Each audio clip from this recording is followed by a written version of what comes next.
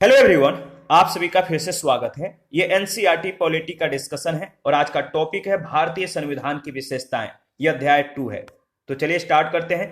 भारतीय संविधान की अनेक विशेषताएं हैं जो विश्व के अन्य संविधानों से एक अलग पहचान देती है। भारतीय संविधान की जो प्रमुख विशेषताएं हैं इसको बारी बारी से हम लोग डिस्कस करेंगे और डिस्कस से पहले पूरी ओवरव्यू ले लेते हैं। भारतीय संविधान की जो प्रमुख विशेषताएं, पहला है लिखित एवं विस्तृत संविधान। भारतीय संविधान लिखित रूप में है और विस्तृत है। इसके साथ ही भारतीय संविधान की एक प्रस्तावना है।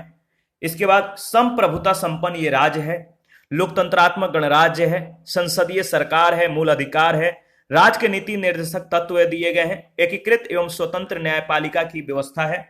इसके बाद अगर बात की जाए तो संसदीय सर्वोच्चता और न्यायिक सर्वोच्चता का समन्वय है, कठोर एवं लचीला संविधान है।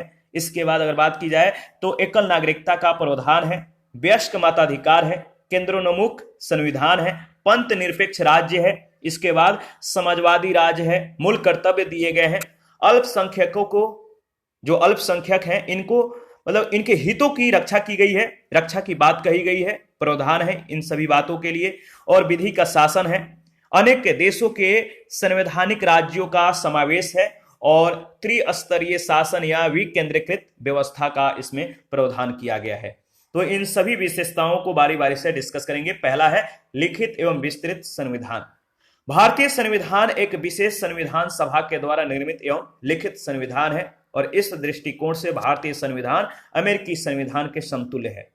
याद रखिएगा, मूल संविधान में एक प्रस्तावना, 395 अनुच्छेद, 22 भाग और 8 अनुसूचियां थीं।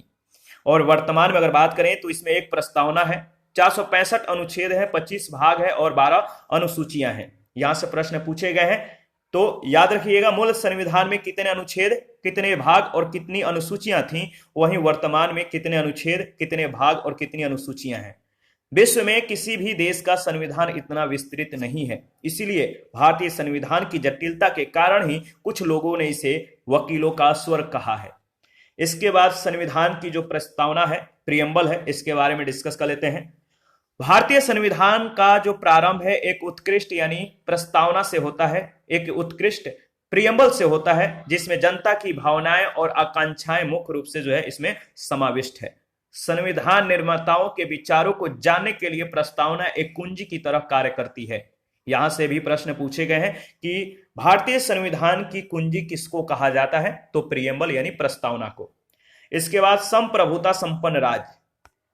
संप्रभुता संपन्न राज्य किसे कहते हैं, तो संप्रभुता संपन्न राज्य उसे कहते हैं जो अपनी आंतरिक और वैदेशिक नीतियों को स्वयं निर्धारित करता हो, यानी देश के अंदर या देश के बाहर के नीतियों को स्वयं निर्धारित करता हो और बाह्य नियंत्रण से सर्वथा मुक्त हो। और इस संबंध में भारत जो है पूर्णतः स्वतंत्र है। भारत की संप्रभुता किसी विदेशी सत्ता में नहीं बल्कि भारत की जनता में ही निहित है।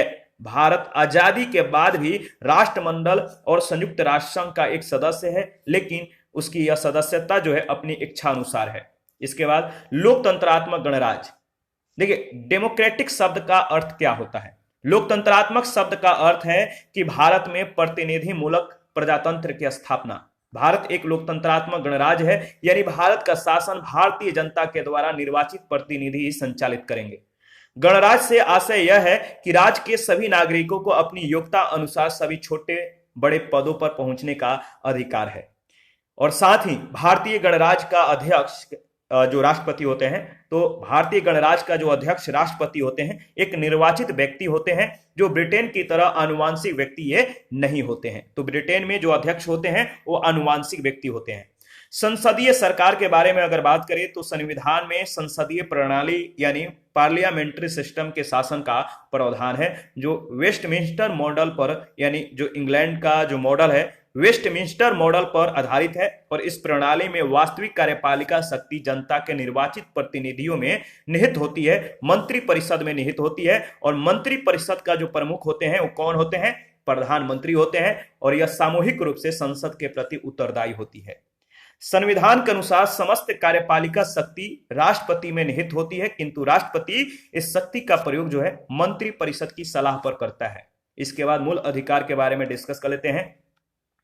हमारे संविधान में जो मूल अधिकार है वो किस भाग में दिया गया है, याद रखिएगा, यहां से प्रश्न कई बार पूछे गए हैं। तो भारतीय संविधान के भाग 3 में नागरिकों के मूल अधिकारों को शामिल किया गया है। लोकतांत्रिक शासन व्यवस्था में मूल अधिकारों की घोषणा संविधान की एक मुख्य विशेषता होती है और इन अधिकारों को संविधान में शामिल करने की प्रेरणा अमेरिकी संविधान से मिली है। तो मूल अधिकार किस देश के संविधान से लिया गया है? तो अमेरिकी संविधान से। इसके बाद राज्य के नीति निर्देशक तत्व। देखिए, भारतीय संविधान के किस भाग में राज्य के नीति निर्देशक तत्व दिए गए हैं? तो भाग 4 में। संविधान के भाग 4 में कुछ ऐसे निर्देशक तत्वों का उल्लेख किया गया जिनका पालन करना राज्य का कर्तव्य है। निर्देशक तत्वों के माध्यम से देश में कल्याणकारी राज्य की स्थापना का प्रावधान किया गया है। और इस नीति निर्देशक तत्वों की अवधारणा को किस देश के संविधान से लिया गया है? याद रखिएगा, आयरलैंड के संविधान से। और यह प्रश्न पूछा जा चुका है। ग्रेनविल ऑस्टिन ने नीति निर्देशक तत्वों को संविधान की आत्मा कहा है। तो संविधान की आत्मा ग्रेनविल ऑस्टिन ने किसको कहा है? तो नीति निर्देशक तत्वों को। इसके बाद एकीकृत एवं स्वतंत्र न्यायपालिका के बारे में डिस्कस कर लेते हैं। भारत का संविधान एकीकृत एवं स्वतंत्र न्यायपालिका की स्थापना करता है। भारतीय न्यायपालिका में शीर्ष स्तर पर माने सर्वोच्च स्तर पर सर्वोच्च न्यायालय है और राज्यों में उच्च न्यायालय एवं अधीनस्थ न्यायालय है। सर्वोच्च न्यायालय संघीय अदालत है जो संविधान और मौलिक अधिकारों की संरक्षक है, यह रक्षा करता है और इसीलिए संविधान में न्यायपालिका की स्वतंत्रता के लिए विशेष प्रावधान किए गए हैं। देखिए, न्यायपालिका की स्वतंत्रता के लिए न्यायाधीशों की नियुक्ति, वेतन, भत्ता और पद से हटाए जाने के संबंध में संविधान में स्पष्ट प्रावधान किए गए हैं जिससे सरकार उन पर दबाव नहीं डाल सकती। संसदीय सर्वोच्चता और न्यायिक सर्वोच्चता का समन्वय। भारतीय संविधान में संसदीय सर्वोच्चता और न्यायपालिका की सर्वोच्चता के बीच एक अद्भुत समन्वय है। भारतीय संसद न तो इंग्लैंड की संसद की तरह सर्वोच्च है और न ही यहाँ की न्यायपालिका को अमेरिका की न्यायपालिका की तरह असीमित शक्तियां प्राप्त है। इसके बाद कठोर एवं लचीला संविधान है। किस तरह से है? तो भारतीय संविधान अगर बात करें तो भारतीय संविधान एक साथ कठोर और लचीला दोनों है। किस रूप में है? आगे क्लियर हो जाएगा। यह कठोर इसलिए है कि इसके कुछ प्रावधानों में संशोधन करना अत्यंत कठिन है और इसके लिए एक विशेष प्रक्रिया का जो है मतलब कि अनुसरण किया जाता है, विशेष प्रक्रिया का फॉलो किया जाता है, जबकि अधिकांश प्रावधानों को संसद के द्वारा साधारण बहुमत से, ठीक है, विशेष प्रक्रिया जो कठोर किस रूप में है कि कुछ प्रावधानों को संशोधन करना अत्यंत कठिन है और इसके लिए एक विशेष प्रक्रिया का अनुसरण किया जाता है, जबकि कुछ प्रावधानों को छोड़कर अधिकांश प्रावधानों को संसद के द्वारा साधारण बहुमत से संशोधित किया जा सकता है, जो कि संविधान के लचीलेपन को ये दर्शाता है। हमारे संविधान में कुछ ऐसे संशोधन हुए हैं जिनके परिणाम स्वरूप तात्विक दृष्टि से संविधान की पुनर्रचना हो गई। इनमें विशेष जो उल्लेखनीय है वह 7वां संविधान संशोधन, 42वां, 73वां और 74वां संविधान संशोधन।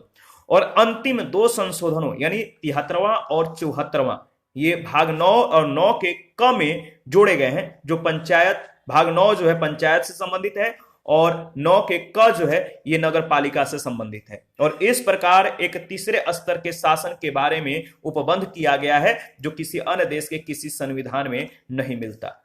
इसके बाद एकल नागरिकता के बारे में डिस्कस कर लेते हैं।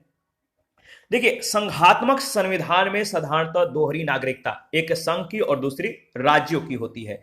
तो संघात्मक संविधान है, इसमें दोहरी नागरिकता का प्रावधान होता है। एक संघ की नागरिकता और दूसरा राज्य की नागरिकता प्राप्त होती है, जैसा कि अमेरिकी संविधान में दोहरी नागरिकता का प्रावधान है, एक केंद्र का यानी संघ का और दूसरा राज्य का। किंतु भारतीय संविधान केवल एकल नागरिकता का यानी सिंगल सिटीजनशिप को जो है मान्यता प्रदान करता है, एकल नागरिकता को ये मान्यता देता है। भारत का प्रत्येक नागरिक केवल भारत का नागरिक है, न कि किसी प्रांत का जिसमें वह रहता है, याद रखिएगा। इसके बाद वयस्क मताधिकार के बारे में डिस्कस कर लेते हैं।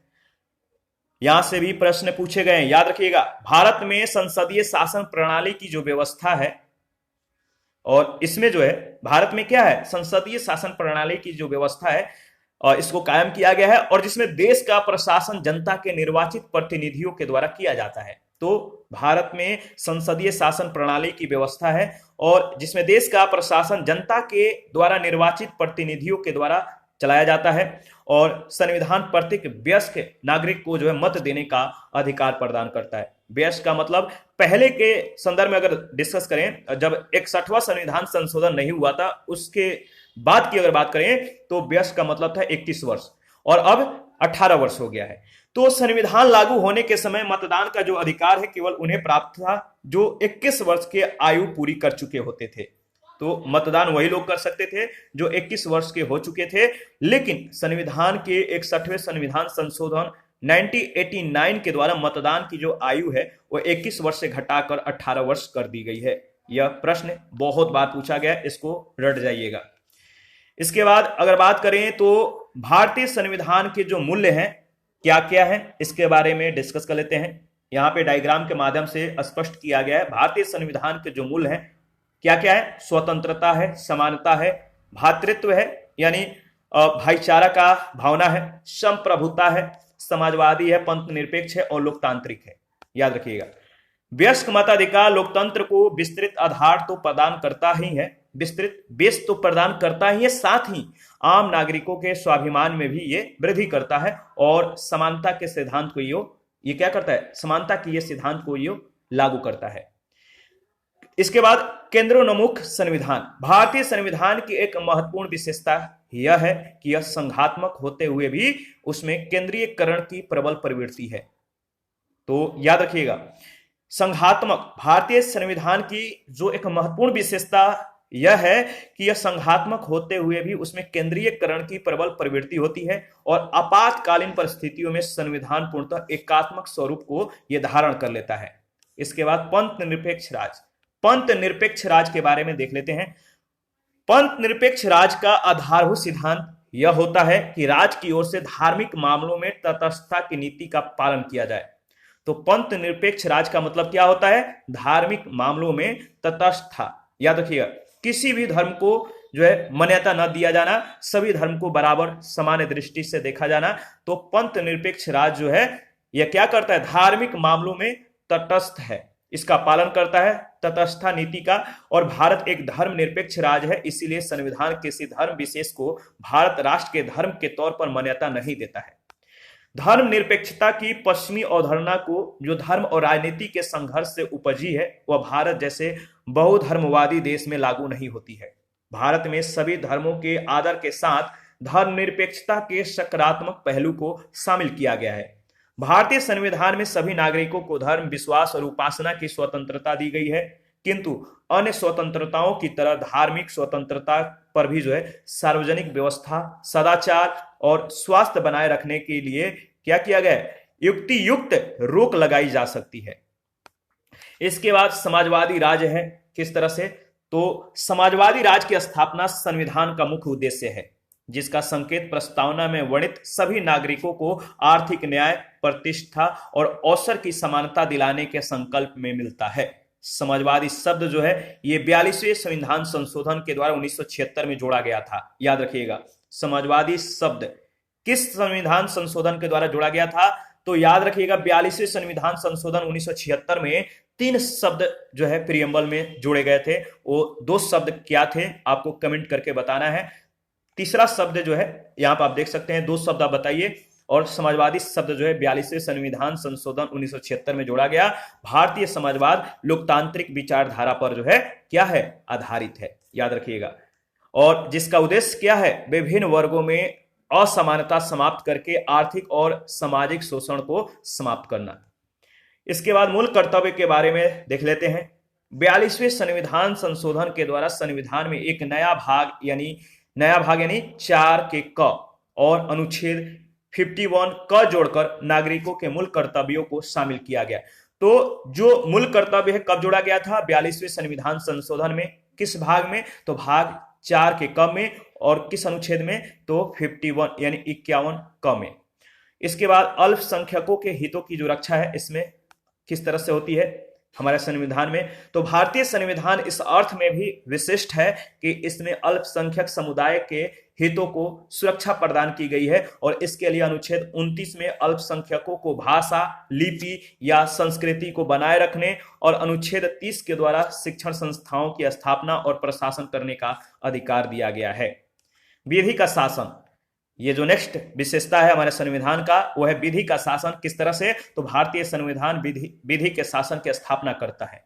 तो भारतीय जो संविधान है वो किसकी स्थापना करता है? विधि के शासन की स्थापना करता है। और इसके अंतर्गत विधि के समक्ष सभी नागरिक समान है तथा राज्य के सभी अंग एवं प्राधिकारी विधि के द्वारा नियमित एवं नियंत्रित होते हैं। इसके बाद अगर बात की जाए तो देखिए अनेक देशों के संवैधानिक तत्वों का इसमें समावेश किया गया है।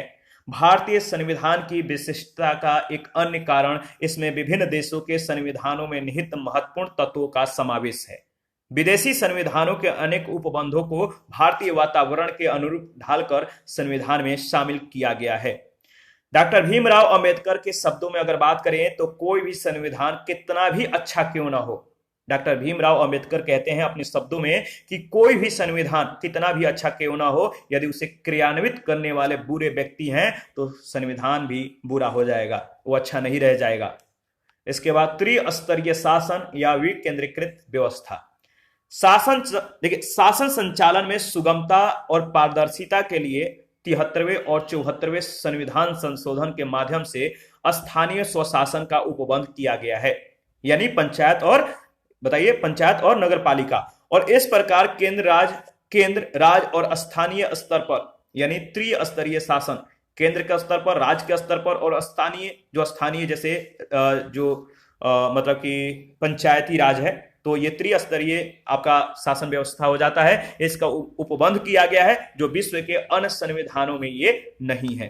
तो पंचायती राज जो तीसरा स्तंभ है वो बहुत महत्वपूर्ण है। इसके बाद संविधान की जो प्रकृति है इसके बारे में हम लोग डिस्कस करेंगे। संविधान की जो प्रकृति है बारी बारी से पॉइंट वाइज डिस्कस कर लेते हैं।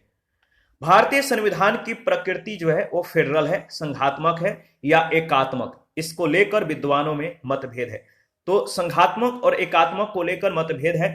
कुछ विद्वानों ने इसे संघात्मक माना है। कैसे माना है, क्यों संघात्मक कुछ विद्वान मानते हैं? तो देखिए संघात्मक इसलिए मानते हैं क्योंकि भारतीय संविधान में केंद्र और राज्यों के मध्य शक्तियों का स्पष्ट विभाजन है और दोनों सरकारें अपने अपने क्षेत्रों में स्वतंत्र रूप से कार्य करती हैं। कुछ अन्य विद्वानों ने इसे एकात्मक स्वीकार किया है। और किस रूप में एकात्मक ये कहते हैं? क्योंकि अधिकांश शक्तियां केंद्र सरकार में ही निहित हैं और प्रांतों को केंद्र सरकार के अधीन रहना पड़ता है, इसलिए एकात्मक मानते हैं। ठीक है। और एस.आर. बोमई बनाम भारत संघ मामले 1994, यह मामला याद रखिएगा। एस.आर. बोमई बनाम भारत संघ मामले 1994 में उच्चतम न्यायालय का यह मत था, यह कहना था कि भारतीय संविधान एक परिसंघात्मक संविधान है। डॉक्टर भीमराव अंबेडकर के शब्दों में अगर बात करें तो हमारे संविधान में ऐसे उपबंधों का समावेश है जो केंद्र को ऐसी शक्ति प्रदान कर देते हैं जिनमें प्रांतों की स्वतंत्रता समाप्त सी हो जाती है, फिर भी यह परिसंघात्मक संविधान है। प्रसिद्ध संविधानविद आइवर जेनिंग्स के अनुसार अगर बात करें, किसके अनुसार? आइवर जेनिंग्स के अनुसार अगर बात करें तो भारतीय संविधान एक ऐसा संघ है जिसमें केंद्रीकरण की सशक्त प्रवृत्ति है। प्रोफेसर केसी वियर ने इसे अर्ध संघीय, याद रखिए अर्ध संघीय संविधान कहा है। आचार्य दुर्गादास बसु ने बहुत ही व्यवहारिक दृष्टिकोण से यह कहा था कि संविधान न तो शुद्ध रूप से परिसंघीय है और न ही शुद्ध रूप से एकात्मक है, बल्कि यह दोनों का संयोजन है। ठीक है, याद रखिएगा। अगर बात करें तो नेक्स्ट जो है राजमन्नार समिति और सरकारिया आयोग ने भी भारतीय संविधान को परिसंघीय बताया है। भारतीय संविधान में एकात्मक के जो लक्षण हैं वो किस रूप से जो है एकात्मक हो जाते हैं, क्या इनके लक्षण हैं, आप याद रखिएगा। जो भारतीय संविधान में एकात्मक के जो लक्षण है वो पहला लक्षण है शक्तियों का बंटवारा केंद्र के पक्ष में है। शक्तियों का बंटवारा केंद्र के पक्ष में है इसलिए एकात्मक है। केंद्र राज्यों की सीमा, याद रखिएगा, केंद्र राज्यों की सीमा नाम और क्षेत्र में परिवर्तन कर सकता है। एकल नागरिकता का प्रावधान किया गया है। राज्यपाल की नियुक्ति केंद्र के द्वारा किया जाता है। ये सभी जो है एकात्मक के लक्षण हैं। आपातकाल में पूर्णतः जो है ये एकात्मक स्वरूप धारण कर लेता है। राज्य में राष्ट्रपति शासन, संविधान संशोधन करने का जो है अधिकार केंद्र के पास है। एकीकृत न्याय व्यवस्था है। आर्थिक दृष्टि से राज्यों की दुर्बल स्थिति है। अंतर्राष्ट्रीय संधियों के पालन के लिए विधायी शक्ति केंद्र के पास है। महत्वपूर्ण विषयों का एकीकृत रूप है। जम्मू कश्मीर को छोड़कर अन्य राज्यों का अपना कोई संविधान नहीं है। संघ की संघ की राज्यों को निर्देश देने की शक्ति दी गई है, यानी अनुच्छेद 256 के अनुसार, और राज्यों के प्रतिनिधित्व में समानता नहीं है। अधिकारी तंत्र का नियंत्रण है, यानी अखिल भारतीय सेवाएं, और उच्च न्यायालय के न्यायाधीशों की नियुक्ति में केंद्र की भूमिका होती है। ये सभी एकात्मक के लक्षण हैं। इसके बाद भारतीय संविधान में संघात्मक के जो लक्षण है इसके बारे में डिस्कस कर लेते हैं। याद रखिएगा जो संघात्मक के लक्षण है वो क्या क्या है, किस रूप में ये संघात्मक मतलब कि रूप धारण किए हुए हैं, ये लक्षण याद रखिएगा। तो संघात्मक लक्षण जो पहला है वह लिखित संविधान है। संविधान की सर्वोच्चता है, संघ और राज्यों के बीच शक्तियों का विभाजन किया गया है, यहाँ पे स्वतंत्र न्यायपालिका है, संविधान संशोधन की जटिल प्रक्रिया है, केंद्र और राज्यों में पृथक सरकारें हैं, संसद में उच्च सदन की जो है उपस्थिति है, और उपयुक्त लक्षणों के अतिरिक्त भी कई ऐसे तत्व हैं जिनका वर्णन संविधान में नहीं है लेकिन वे उसके संघीय स्वरूप को प्रभावित करते हैं। जैसे भारत में दलीय स्वरूप और प्रधानमंत्री की करिश्माई व्यक्तित्व, योजना आयोग जो कि वर्तमान में नीति आयोग हो गया है, और राष्ट्रीय विकास परिषद। संविधान में जिस प्रकार केंद्र और राज्यों के मध्य शक्तियों का बंटवारा किया गया है उससे केंद्रीय सरकार अधिक जो है शक्तिशाली प्रतीत होती है, किंतु राज्यों के मामलों में केंद्र के द्वारा हस्तक्षेप किया जाना हमारे संविधान का सामान्य लक्षण नहीं है। देखिए भारतीय संविधान न तो विशुद्ध परिसंघीय है और न ही विशुद्ध एकात्मक, बल्कि ये दोनों का समन्वय है। यह अपने ढंग का एक अनोखा परिसंघ है। भारतीय संविधान इस बात पर अत्यधिक बल देता है कि संघीय सिद्धांत की अपेक्षा देश का हित सर्वोपरि है। इसके बाद संविधान के विभिन्न प्रावधान और उनके स्रोत हैं, यानी कौन सा प्रावधान किस देश के संविधान से लिया गया है इसके बारे में हम लोग डिस्कस करेंगे। भारतीय संविधान की जो स्रोत है यहां से बहुत बार प्रश्न पूछे गए हैं, आपको रट्टा मार जाना है, इंपॉर्टेंट है। तो चलिए स्टार्ट करते हैं। देखिए जो विधि के द्वारा स्थापित प्रक्रिया है ये जापान के संविधान से लिया गया है। विधि के द्वारा स्थापित प्रक्रिया को जापान के संविधान से लिया गया है। आपातकालीन जो उपबंध है, आपातकालीन इमरजेंसी जो उपबंध है ये जर्मनी के संविधान से लिया गया है। और याद रखिएगा, और मूल कर्तव्य और प्रस्तावना में जो न्यायिक आदर्श है ये किस संविधान से लिया गया है। इन दोनों को संविधान मतलब कि जो हमारे संविधान में शामिल किया गया, किस संविधान से लिया गया है तो रूस के संविधान से। रूस के संविधान से मूल कर्तव्य लिए गए हैं और प्रस्तावना में न्यायिक आदर्श लिए गए हैं। फ्रांस के संविधान से गणतंत्रात्मक व्यवस्था और स्वतंत्रता, समानता और बंधुत्व का सिद्धांत लिया गया है। आयरलैंड के संविधान से क्या क्या ली गई है तो राज्य के नीति निर्देशक तत्व लिए गए हैं। राष्ट्रपति की जो निर्वाचन पद्धति है इसको लिया गया है, और राज्यसभा में सदस्यों का जो नामांकन होता है ये आयरलैंड के संविधान से यह प्रावधान लिया गया है। इसके बाद ऑस्ट्रेलिया के संविधान से कौन कौन से प्रावधान लिए गए हैं तो समवर्ती सूची लिया गया है। व्यापार, वाणिज्य एवं समागम की स्वतंत्रता संबंधी प्रावधान लिए गए हैं, और संसद के दोनों सदनों की संयुक्त बैठक जो होता है वो ऑस्ट्रेलिया के संविधान से लिया गया है। कनाडा के संविधान से क्या क्या प्रावधान लिए गए हैं तो सशक्त केंद्र के साथ संघीय व्यवस्था, शक्तियों का वितरण तथा अवशिष्ट शक्तियों का केंद्र में निहित होना, राज्यों में राज्यपाल की केंद्र के द्वारा नियुक्ति, और उच्चतम न्यायालय का परामर्शी न्याय निर्णयन और संघात्मक विशेषताएं। दक्षिण अफ्रीका के संविधान से क्या क्या प्रावधान लिए गए हैं तो संविधान संशोधन की जो प्रक्रिया है ये साउथ अफ्रीका के संविधान से लिया गया है, और राज्यसभा के जो सदस्यों का निर्वाचन होता है ये भी साउथ अफ्रीका के संविधान से लिया गया है। ब्रिटेन के संविधान से याद रखिएगा यहां से बहुत ज्यादा प्रश्न पूछे गए हैं, तो ब्रिटेन के जो संविधान से जो प्रावधान लिए गए हैं वो है विधि का शासन, संसदीय शासन प्रणाली, एकल नागरिकता, द्विसदनीय व्यवस्था, विधि निर्माण प्रक्रिया, सर्वाधिक मत के आधार पर चुनाव जीत का निर्णय, विधायिका में अध्यक्ष पद की भूमिका और संसदीय विशेषाधिकार। इसके बाद अमेरिका के संविधान से किस किस प्रावधान को जो है भारतीय संविधान में शामिल किया गया है तो प्रस्तावना के जो शब्द हैं हम भारत के लोग, ये अमेरिका के संविधान से लिया गया है। मूल अधिकार को भी अमेरिका के संविधान से लिया गया है। स्वतंत्र न्यायपालिका, न्यायिक पुनर्विलोकन, सर्वोच्च न्यायालय एवं उच्च न्यायालय के न्यायाधीशों को पद से हटाए जाने की प्रक्रिया को अमेरिका के संविधान से लिया गया है, और राष्ट्रपति पर महाभियोग, लोक जनहित याचिका यानी PIL, और न्यायिक पुनर्विलोकन प्रणाली और उपराष्ट्रपति का ये पद जो है ये सभी अमेरिका के संविधान से लिया गया है। याद रखिएगा, रटा मार जाइएगा, बहुत ज्यादा इंपॉर्टेंट है। इसके बाद अगर बात करें तो राष्ट्रीय प्रतीक, नेशनल सिंबल, इसके बारे में डिस्कस कर लेते हैं। तो पहला जो है नेशनल फ्लैग, राष्ट्रीय ध्वज।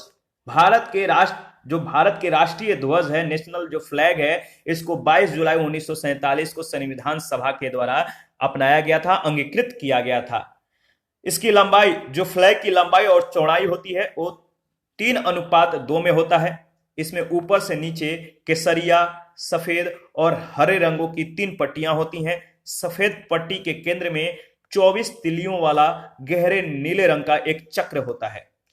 12 मार्च 2018 को कर्नाटक के बेलगाम में देश का सबसे ऊंचा तिरंगा झंडा जो है फहराया गया था, 361 फुट का। इसके बाद है नेशनल एम्बलम यानी राष्ट्रीय चिन्ह। भारत का राष्ट्रीय चिन्ह सारनाथ के अशोक स्तंभ से लिया गया है। जो भारत का राष्ट्रीय चिन्ह है वो कहां से लिया गया है, तो सारनाथ के अशोक स्तंभ से लिया गया है। मूल स्तंभ में शीर्ष पर 4 सिंह हैं जो एक दूसरे की ओर पीठ किए हुए हैं, और सिंह जो है साहस और निर्भीकता का प्रतीक है। पट्टी के मध्य में धर्म चक्र है। चक्र में 24 तिलियां हैं जो 24 घंटों का प्रतीक है। भारत सरकार ने अशोक स्तंभ को राष्ट्रीय चिन्ह के रूप में 26 जनवरी 1950 को अपनाया। कब? 26 जनवरी 1950 को। चक्र के दाईं ओर एक सांड कृषि प्रधान अर्थव्यवस्था का प्रतीक है, और चक्र के बाईं ओर एक घोड़ा अदम्य शक्ति, परिश्रम और गतिशीलता का प्रतीक है। फलक के नीचे मुंडकोपनिषद का सूत्र वाक्य सत्यमेव जयते देवनागरी लिपि में अंकित है। तो सत्यमेव जयते कहां से लिया गया है? मुंडकोपनिषद से, जिसका अर्थ होता है सत्य की ही विजय होती है। इसके बाद है राष्ट्रगान। राष्ट्रगान जो है रविंद्रनाथ टैगोर के द्वारा मूलतः बांग्ला भाषा में रचित और संगीतबद्ध जन गण मन के हिंदी संस्करण को संविधान सभा ने भारत के राष्ट्रगान के रूप में 24 जनवरी 1950 को अपनाया। यह सर्वप्रथम 27 दिसंबर 1911 को भारतीय राष्ट्रीय कांग्रेस के 26वें अधिवेशन जो कि कलकत्ता में हुआ था, यहां पर गाया गया था। और राष्ट्रगान के गायन की अवधि जो है लगभग 52 सेकंड है, 52 सेकंड है। इसके बाद है राष्ट्रगीत, नेशनल सॉन्ग। वंदे मातरम की रचना, नेशनल सॉन्ग कौन सा है? वंदे मातरम, जिसकी रचना बंकिम चंद्र चटर्जी ने संस्कृत में की थी, जो स्वतंत्रता संग्राम में जन जन का प्रेरणा स्रोत था, और इसे जन गण मन के समान दर्जा प्राप्त है। ठीक है, जन गण मन जो है इसके समान इसे मतलब कि दर्जा जो है दिया गया है, इसके बराबर की इसे दर्जा प्राप्त है। और इसके बाद अगर बात करें तो इसे पहली बार सन 1896 में भारतीय राष्ट्रीय कांग्रेस के 12वें अधिवेशन, कौन सा अधिवेशन? 12वें अधिवेशन कलकत्ता में गाया गया था। इसके बाद है राष्ट्रीय पंचांग। देखिए, ग्रिगोरियन कैलेंडर के साथ साथ देश भर के, जो हमें याद रखना है कि जो कैलेंडर है वो है ग्रिगोरियन कैलेंडर, और इसके साथ साथ देश भर के लिए शक संवत पर आधारित एक रूप राष्ट्रीय पंचांग भी है, जिसका पहला महीना चैत्र है और सामान्य वर्ष 365 दिन का होता है। पंचांग 22 मार्च 1957 को सरकारी उद्देश्यों के लिए अपनाया गया था। राष्ट्रीय पंचांग और ग्रिगोरियन कैलेंडर की तारीखों में अस्थायी सादृश्यता है। चैत्र का पहला दिन सामान्यतः 22 मार्च को और अधिवर्ष में जो है 21 मार्च को पड़ता है। तो चैत्र का पहला दिन सामान्यतः 22 मार्च को और अधिवर्ष में 21 मार्च को पड़ता है। इसके बाद है राष्ट्रीय पशु। देखिए, बाघ भारत का राष्ट्रीय पशु है, तो याद रखिएगा जो पैंथर जो टाइग्रिस है ये भारत का राष्ट्रीय पशु है, जिसे अपनी शालीनता, दृढ़ता, फुर्ती और अपार शक्ति के लिए राष्ट्रीय पशु कहलाने का गौरव हासिल है। देखिए, देश में बाघों की घटती जो संख्या है, इस प्रवृत्ति को, घटती हुई संख्या की प्रवृत्ति को रोकने के लिए अप्रैल 1973 में टाइगर प्रोजेक्ट यानी बाघ परियोजना शुरू की गई, और इसके अंतर्गत देश में अनेक बाघ अभ्यारण्य स्थापित किए गए हैं। इसके बाद है राष्ट्रीय पंछी यानी नेशनल बर्ड, भारतीय मयूर। याद रखिएगा, भारतीय मयूर भारत का राष्ट्रीय पंछी है। हंस के आकार के इस रंग बिरंगे पंछी की गर्दन लंबी, आंख के नीचे सफेद निशान और सिर पर पंख के आकार की एक कलगी होती है। मयूर भारतीय उपमहाद्वीप में सिंधु नदी के दक्षिण और पूरब से लेकर जम्मू कश्मीर, असम के पूर्व, मिजोरम के दक्षिण तक पूरे भारतीय प्रायद्वीप में व्यापक रूप में ये पाए जाते हैं। भारतीय वन एवं वन्य प्राणी सुरक्षा अधिनियम 1972 के अंतर्गत मयूर को जो है पूर्ण संरक्षण प्राप्त है। इसके बाद है राष्ट्रीय पुष्प कमल। याद रखिएगा, कमल भारत का राष्ट्रीय पुष्प है। यह एक पवित्र पुष्प है और भारतीय कला और पौराणिक साहित्य में इसका महत्वपूर्ण स्थान है। हरियाणा और कर्नाटक का भी जो है जो राजकीय पुष्प है वो कमल है। याद रखिएगा, तो हरियाणा कर्नाटक का जो राजकीय पुष्प है वो कमल है। इसके बाद राष्ट्रीय वृक्ष बरगद। वृक्ष को जो बरगद है, बरगद वृक्ष को भारत के राष्ट्रीय वृक्ष के रूप में अपनाया गया है, जिसकी शाखाएं बड़े क्षेत्र में जड़ों की तरह प्रतिरोपित हो जाती हैं।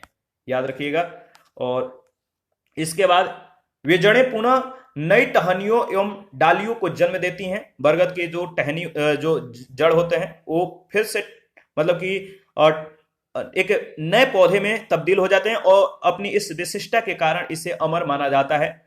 इसके बाद है नेशनल फ्रूट, राष्ट्रीय फल आम होता है। तो मैग्नीफेरा इंडिका जो है आम उष्णकटिबंधीय देशों का सर्वाधिक महत्वपूर्ण फल है और इसकी खेती व्यापक पैमाने पर की जाती है। भारत में आम अनादिकाल से प्रचलित है। अलेक्जेंडर एवं चीनी यात्री ह्वेन त्सांग ने भी इसका स्वाद चखा और इस फल को सराहा। मुगल बादशाह अकबर ने दरभंगा यानी बिहार में 10,000 आम के पेड़ लगवाए, जिसे लखी बाग के रूप में जाना जाता है। इसके बाद है राष्ट्रीय नदी, नेशनल रिवर। देखिए, गंगा नदी भारत की सबसे लंबी नदी है जो पहाड़ों, घाटियों और मैदान पर 2525 किलोमीटर की दूरी तय करती है। इसका उद्भव हिमालय में गंगोत्री हिमनद से होता है, जहां इसे भागीरथी नाम से जाना जाता है। गंगा का समतल मैदान विश्व के सबसे उपजाऊ मैदानों में से एक है, जिसका विस्तार लगभग 1 लाख वर्ग किलोमीटर क्षेत्र में है। इसके बाद राष्ट्रीय जलीय जीव गंगा डॉल्फिन। ठीक है, विलुप्त प्राय जीव गंगा डॉल्फिन यानी सूंस को 5 अक्टूबर 2009 को राष्ट्रीय जलीय जीव घोषित किया गया है। यह भारत में गहन संकटग्रस्त प्रजातियों के तहत वन्य जीव संरक्षण अधिनियम 1972 की अनुसूची 1 में शामिल है। प्रतिवर्ष 5 अक्टूबर को डॉल्फिन दिवस मनाया जाता है। याद रखिएगा, कब? 5 अक्टूबर को।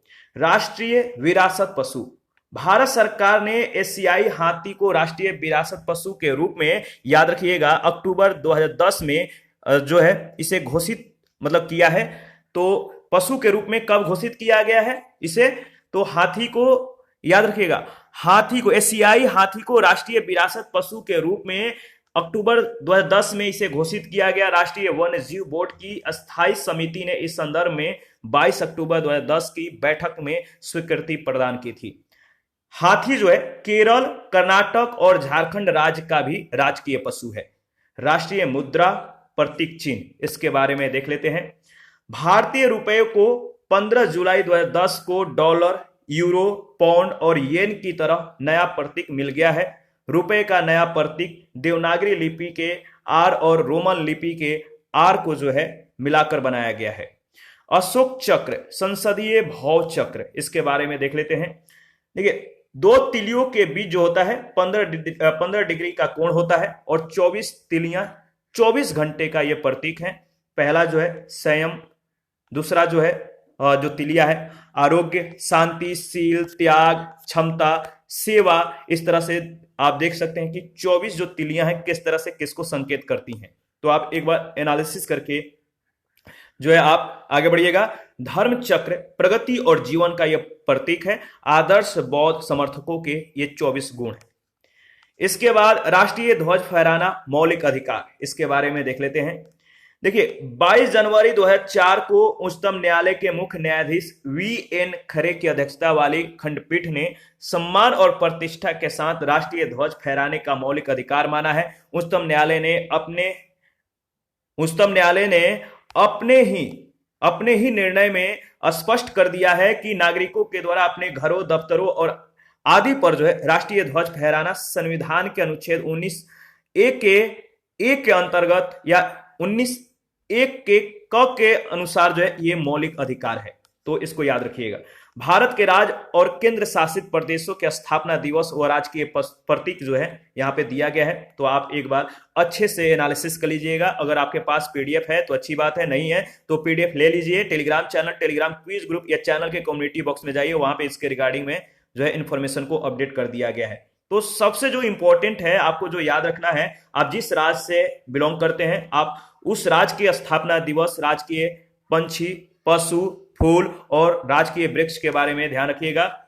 ठीक है। और इसके बाद देखिए यहां पे आप ध्यान रखिएगा कि जो जम्मू कश्मीर है 31 अक्टूबर 2019 और लद्दाख 31 अक्टूबर 2019, इन दोनों की जो स्थापना दिवस है आपको ध्यान में रखना है। और दमन एवं दीव तथा दादरा और नगर हवेली का जो स्थापना दिवस है वो है 11 अगस्त 1961, इसको याद रखिएगा। और 20 मार्च को जो है विश्व गौरैया दिवस मनाया जाता है, इसको भी आप ध्यान में रखिएगा। और इसी के साथ आज का सेशन समाप्त होता है। नेक्स्ट सेशन में उद्देशिका यानी प्रीएम्बल के बारे में हम लोग डिस्कस करेंगे। आप अपना प्रतिक्रिया देते रहिए, आपके प्रतिक्रियाओं का हमें बेसब्री से इंतजार रहता है। थैंक यू, मिलते हैं नेक्स्ट सेशन में, अभी के लिए इतना ही।